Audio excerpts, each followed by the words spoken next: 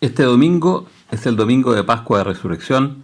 Acabamos de escuchar el relato del Evangelio de San Juan, que cuenta la primera impresión después de la resurrección de Jesucristo. Cuando María Magdalena va a ver a Jesús en el sepulcro, a ver su cuerpo, y encuentra que la piedra está corrida y que no hay nadie, no hay ningún cadáver adentro de la tumba. Este Evangelio es el comienzo entonces de esta gran noticia de que Jesús resucitó. Esto es seguramente lo más importante que ha ocurrido en la historia de la humanidad. ¿Ya? En la iglesia nosotros celebramos el año litúrgico y este año tiene, por ejemplo, la Navidad, siempre el año litúrgico, y tiene distintos tiempos, el tiempo ordinario, pero tiene un tiempo que se llama el tiempo de Cuaresma, que son 40 días, después la Semana Santa, que son 7, y después el tiempo de Pascua, que son 50 días, o 49. Bien, todos estos 40 más 7 más 50, o sea, en el fondo 97, 96 días, están alrededor de esto que estamos celebrando hoy día, la resurrección del Señor. ¿Y por qué entonces un cuarto del año litúrgico hablamos de eso, nos preparamos para eso o celebramos esto que ocurrió, que es la resurrección del Señor? Es porque es lo más importante que ha ocurrido en la historia de la humanidad. Entonces, eso es lo primero que quería enfatizar en esto. Y uno dice, ¿y por qué es tan importante? ¿Ah? Y es porque el problema más serio que tenemos los seres humanos es que tenemos que morirnos. ¿Ah? Nosotros nos vamos a morir, cada uno de nosotros va a morir y nuestros seres queridos van a morir. Algunos antes que nosotros, otros después que nosotros, pero todos vamos a morir. ¿Qué pasa después de la muerte? La ciencia no nos puede decir lo que va a pasar. Solamente las religiones pueden decirlo y es una cosa de fe. Otras religiones dicen que hay reencarnación, que el alma se va entonces después a otro ser vivo. A nuestra fe nos dice que no es así, aunque es muy respetable la opinión de la reencarnación. Nosotros decimos que el alma del ser humano sigue viva y se presenta frente a Dios y que al final de los tiempos vamos a resucitar todos. Es decir, nuestro cuerpo también va a resucitar. Nuestra alma nunca muere, pero el cuerpo va a resucitar. Es decir, que nosotros mismos, el mismo yo, cada uno de nosotros con nombre y apellido, que fue creado en un cierto momento. Yo nací hace 62 años, fui concebido hace 63. Bien, 64 años antes yo no existía, pero yo voy a existir por los siglos de los siglos, para siempre. Y cada uno de nosotros va a existir para siempre con su propia individualidad, con su nombre y su apellido. Y eso es lo que estamos celebrando en este día. Y por eso que es importante la resurrección de la carne. Ya, nosotros lo primero que vemos aquí, el primer signo de la resurrección de Jesucristo, es la tumba vacía. Jesús pudo haberse aparecido como un ánima, y que su cuerpo se hubiera disuelto como todos los demás seres humanos. Pero su muerte fue distinta y su resurrección fue distinta. ¿Ya? Su resurrección fue un salir de esta esfera e irse a otra. Pero uno dice, pero podría haber sido bastado que el alma hubiera pervivido y todas las almas viven para siempre. ¿Ya? Incluso los budistas, los que creen en la reencarnación, creen lo mismo. Pero nosotros en realidad creemos en esto de que es el cuerpo el que resucita, porque en el fondo es que uno mismo. Entonces la identidad de uno es la misma desde que uno fue creado hasta la eternidad. Entonces por eso que es importante la resurrección del cuerpo. Y uno ve que este episodio de hoy día, María Magdalena dice, se han llevado del sepulcro al Señor y no sabemos dónde lo han puesto. En el fondo la primera reacción ante la tumba vacía es creer que se robaron el cuerpo, que se robaron el cadáver. ¿Ya? En esa época ocurría a veces eso.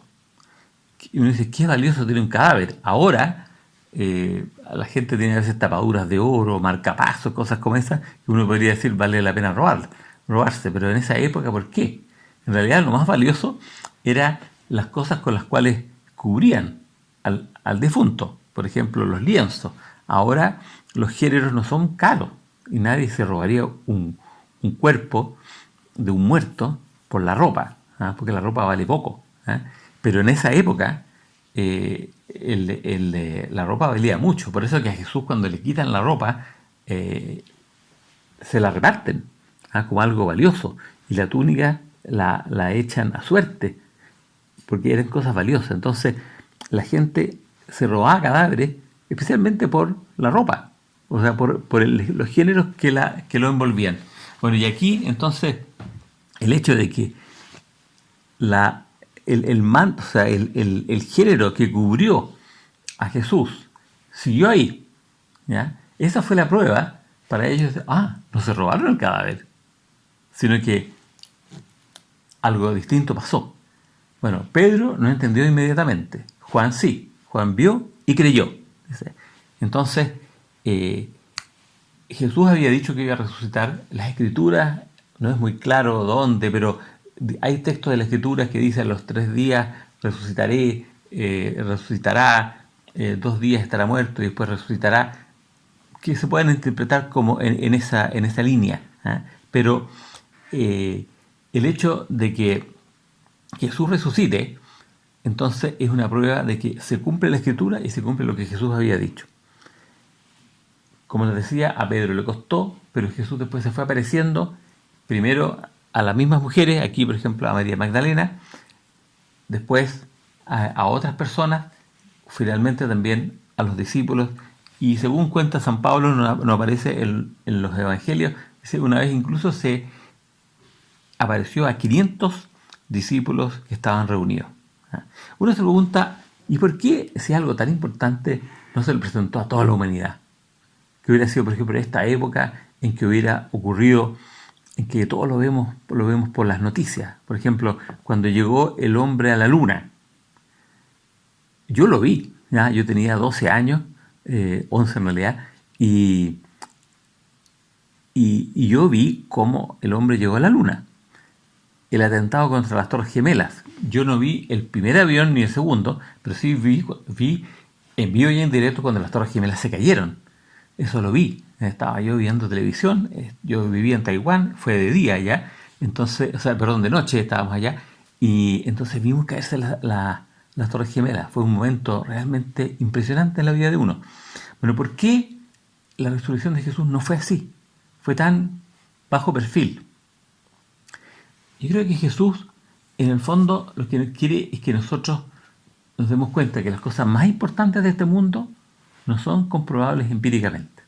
Incluso cosas como la llegada del hombre a la luna y las Torres Gemelas, hay teorías conspirativas que dicen que no fue verdad. ¿Ya?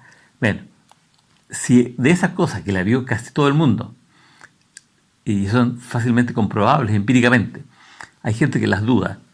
Bien, las cosas, esto también, si Jesús hubiera hecho un show para toda la humanidad y que todos lo vieran, también habría gente que dudaría. Y Jesús lo que nos quiere decir en el fondo es que las cosas más importantes del ser humano son materias de fe. Cosas como, por ejemplo, yo creo que mi papá y mi mamá me quieren, o me querían, los míos ya murieron. ¿Ya? Eso nadie me lo puede demostrar. Es una cosa que yo lo creo. Y así que yo creo, entonces un hombre casado, que mi mujer es fiel. Una señora, yo creo que mi marido es fiel. Son súper importantes, pero no se pueden demostrar así empíricamente. Entonces, en este día quería recalcar una vez más que la resurrección de Jesús no fue como tampoco la de Lázaro. Yo hablé unas semanas atrás de eso. Jesús resucitó a otro tipo de vida. Lázaro volvió a morir. El hijo de la viuda de Naín volvió a morir. La niñita, hija de Jairo, de 12 años, que había muerto y Jesús hizo volver a la vida, volvió a morir. Todas estas personas que resucitaron volvieron a la vida, pero Jesús, una vez muerto, ya no muere más. Entonces es un paso a otra esfera de vida, a lo que llamamos nosotros la vida eterna. Bueno, es algo que no se puede demostrar científicamente, pero como les decía, las cosas más importantes de la vida no se pueden demostrar científicamente. Nosotros tenemos que creer y eso nos hace incluso mucho más felices. Y aquí termino diciendo que, compartiendo una vez un texto bíblico, justamente el de la resurrección de Lázaro, en mi comunidad religiosa, un padre alemán mayor decía que en uno de sus primeros trabajos pastorales, cuando era párroco en Osorno, después pasó a ser rector de muchos colegios, dice, en esta parroquia me tocó atender a un señor que estaba muriendo y me encontré con un médico. Y el médico le dijo, yo también vengo mucho a ver a gente que está muriendo. Yo no creo en nada, yo no creo, no soy creyente. Pero aunque no creo, debo decirle que cuando muere un creyente es muy distinto que cuando muere el no creyente. La muerte de los creyentes es mucho más pacífica. Mientras más fe tiene la gente en la resurrección, más tranquilo es el paso hacia la vida eterna. Entonces, la fe en la resurrección no solamente nos hace de esta vida algo más placentero, sabemos que la vida no termina con la muerte, sino que empieza algo mucho mejor después, y eso nos da energía para esta vida. No es un opio del pueblo, no es una droga, esta fe que nos hace olvidarnos de este mundo, al contrario, es lo que nos da más fuerza para trabajar con más entusiasmo por hacer un mundo mejor. En el nombre del Padre, y del Hijo, y del Espíritu Santo. Amén.